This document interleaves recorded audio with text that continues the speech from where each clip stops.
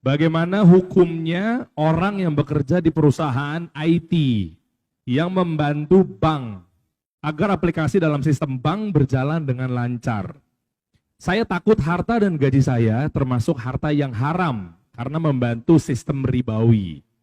Dan tolong diberikan step-step agar saya keluar dari perusahaan ini dan berani memulai usaha sendiri agar hidup menjadi berkah dan hati menjadi tenang.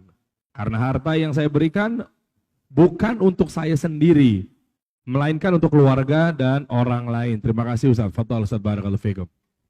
Baik, bismillahirrahmanirrahim. Alhamdulillahirabbil alamin. Salatu wassalamu ala al-mab'uts rahmatan lil alamin. Nabiyina Muhammad wa ala alihi wa sahbihi wa man tabi'ahum bi ihsanin ila yaumiddin, amma ba'd. Jadi saudara kita yang bertanya ini, beliau bukan ada syubhat pada jenis keahliannya, pada pekerjaannya. Jadi pekerjaannya ahli IT bagus ya, karena dia bisa membuat hal-hal yang bagus. Tapi kalau keahliannya itu digunakan pada hal yang tidak baik, dia menjadi apa? Tidak baik pula. Tapi insya Allah yang bertanya ini sudah paham, sudah belajar ya, dari pertanyaannya itu tampak. Dan insya Allah dari keahliannya itu bisa dia pakai untuk berbuat hal yang baik. Cuma sekarang beliau dihadapkan pada kondisi, ya, karena dia bekerja di sebuah perusahaan, mungkin perusahaan IT banyak kerjaan yang bagus, tapi dia bertransaksi dengan pihak-pihak yang mana pihak ini mereka bercampur penghasilannya antara yang halal dan yang haram. Bank itu nggak bisa antum katakan bank itu semuanya haram ya, bank semuanya halal. Tapi kita katakan itu jadi jenis pekerjaan yang bercampur.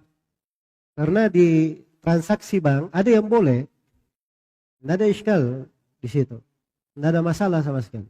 Misalnya transfer diambil upah untuk biaya transfer, itu boleh secara syar'i. Kemudian misalnya penggunaan jasa ATM, iya, itu diperbolehkan. ATM yang bentuknya debit ya, dia simpan duit, kemudian diambil, dipungut biaya bulanan untuk hal tersebut sebagai upah dari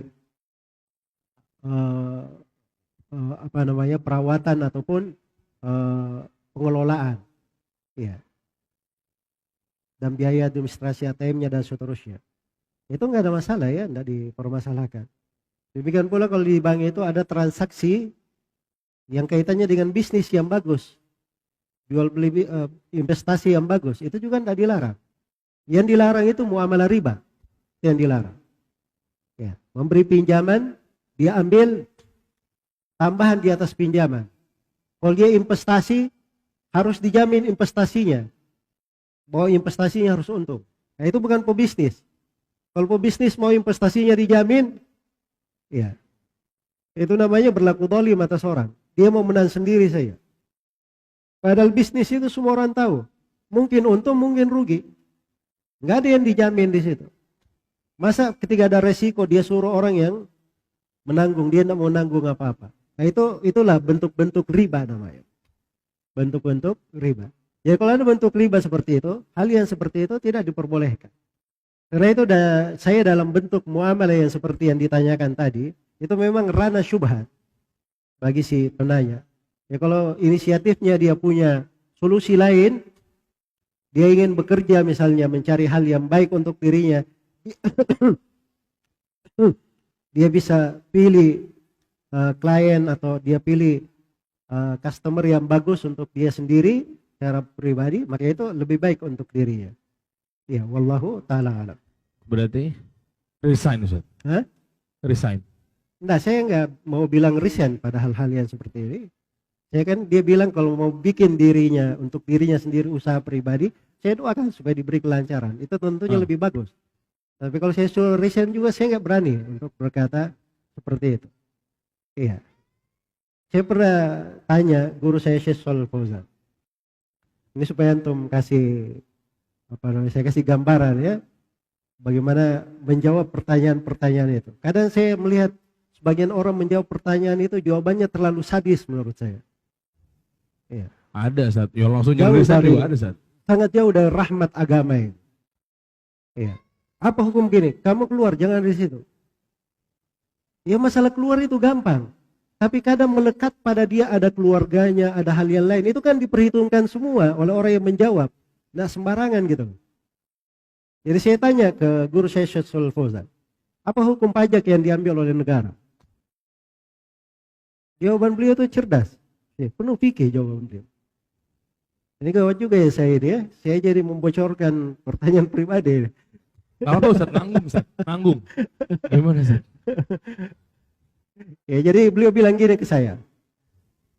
Itu barangkali negara perlu kepada itu dan tidak ada pemasukan lainnya kecuali itu. Itu saya sudah paham tuh. Itu jawaban seorang ahli fikih. Nah, terus saya bilang, Syekh, dia keluar dari situ.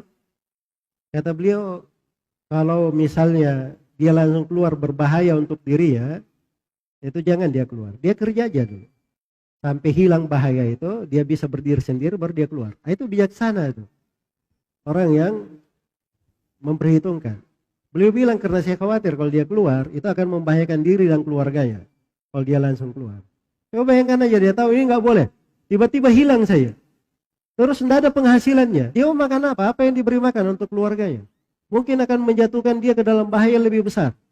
Oh, mungkin keimanannya akan turun, dia cari pekerjaan yang kadang dapatnya pekerjaan yang lebih tidak layak daripada itu.